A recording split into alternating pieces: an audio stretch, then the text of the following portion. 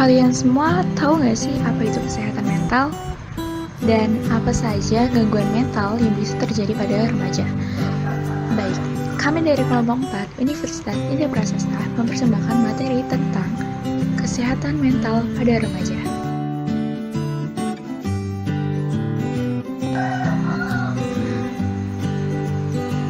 Kesehatan mental adalah kondisi ketika batin dan watak manusia dalam keadaan normal, tentram, dan tenang, sehingga dapat menjalankan aktivitas dan menikmati kehidupan sehari-hari.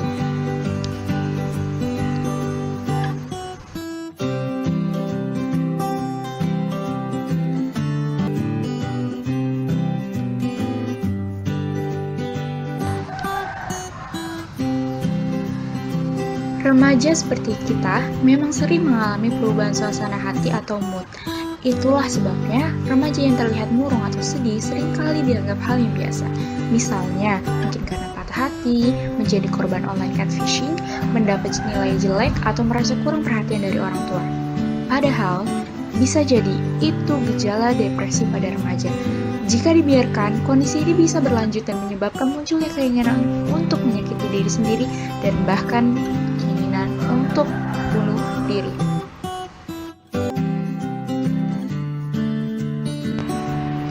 Nah, apa saja sih gangguan mental yang bisa terjadi pada remaja?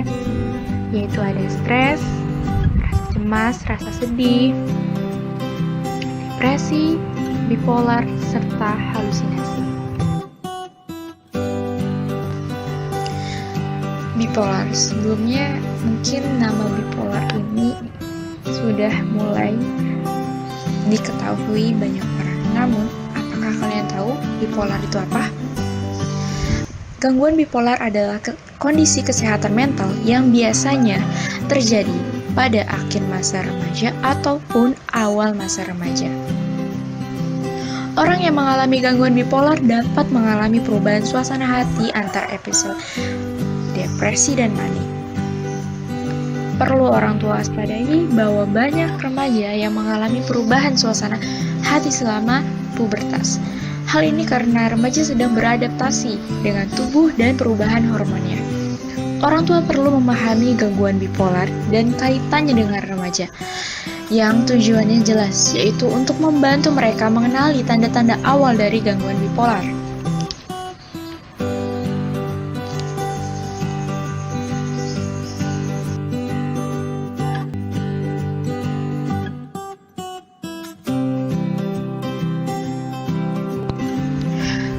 Gejala manik atau gejala mania, yaitu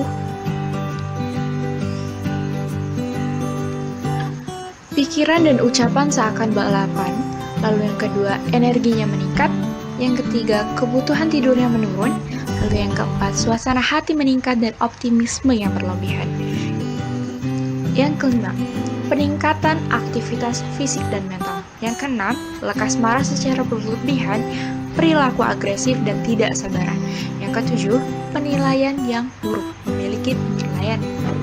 Lalu, yang ke-8 adalah sembrono dalam membuat keputusan. Yang ke-9, terburu-buru, sulit konsentrasi. Dan yang terakhir adalah rasa mementingkan diri sendiri itu meningkat.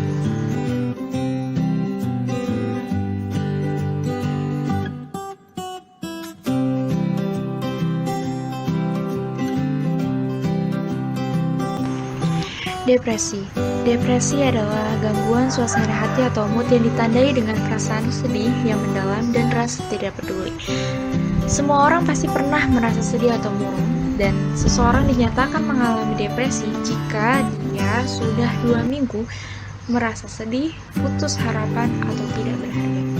Dan yang dirasakannya adalah kehilangan minat pada aktivitas sehari-hari, suasana hati sedih atau mudah tersinggung yang berkepanjangan, kehilangan energi ataupun kelelahan, memiliki perasaan bersalah atau tidak berharga, terlalu banyak tidur atau tidak bisa tidur, dan tidak mampu berkonsentrasi serta tidak mampu menikmati kesenangan yang ada.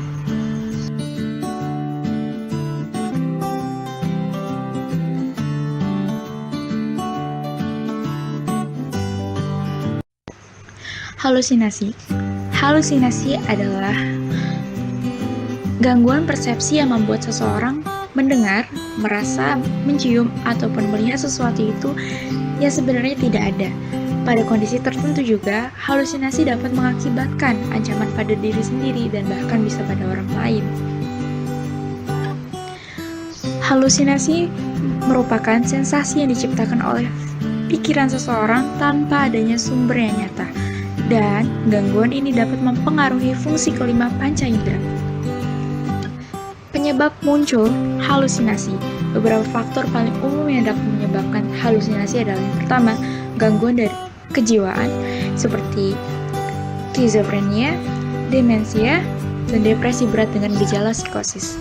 Yang kedua ada gangguan saraf dan otak seperti penyakit Parkinson, migrain dengan aura, delirium, stroke, dan epilepsi. Dan yang ketiga, mengonsumsi alkohol dan obat-obatan terlarang seperti kokain, amfetamin, dan lain sebagainya.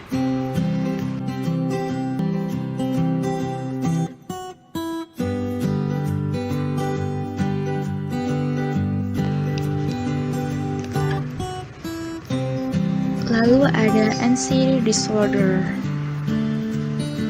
Merupakan gangguan yang menyebabkan kecemasan berlebih dengan gejala-gejala lain yang menyertainya. Gangguan ini termasuk ke dalam gangguan psikologis yang berhubungan dengan adanya gangguan mental. Dan anxiety disorder juga memiliki 3 macam, yaitu ada generalized anxiety disorder, panic disorder, and social anxiety disorder.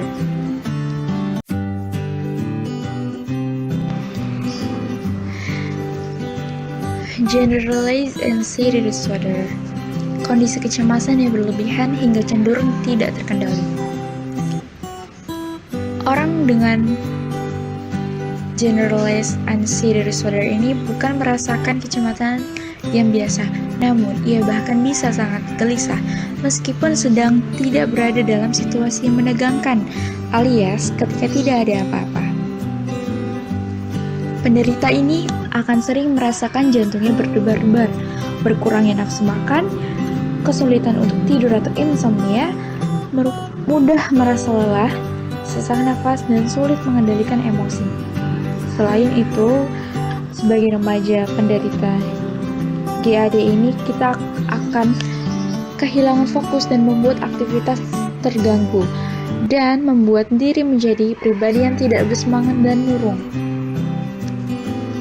Lalu, panic disorder.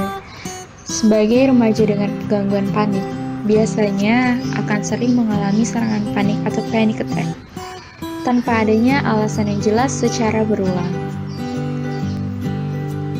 Gangguan ini biasanya muncul dengan frekuensi dan tingkat keparahan yang bervariasi selama 10-30 menit atau bisa bahkan lebih.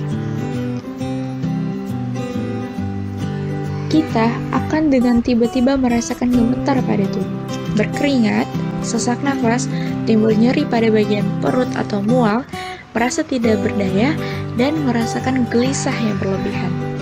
Biasanya, serangan panik akan terjadi saat kita sedang merasa sendirian. Namun, serangan panik ini bisa juga terjadi bahkan di saat kita tengah melakukan aktivitas.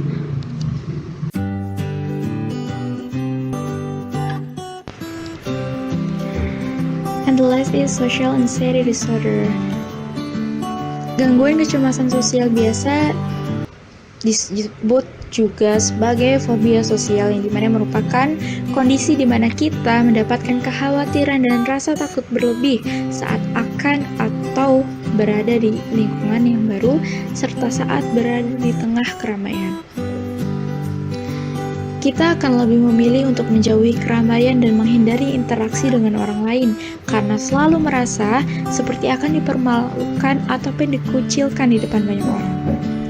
Gejala yang akan kita rasakan antara lain jantung berdebar, berkeringat, otot-otot menjadi tegang, merasa mual, sesak nafas, enggan untuk berbicara di hadapan banyak orang, dan merasa takut untuk dikritik. Hal tersebut tentunya akan sangat mengganggu produktivitas diri sendiri. Selain itu, karena adanya gangguan ini, tentunya kita akan kesulitan untuk bersosialisasi dan mendapatkan teman, sehingga kita akan menjadi pribadi penyendiri dan pendiam karena perasaan cemasnya berlebihan.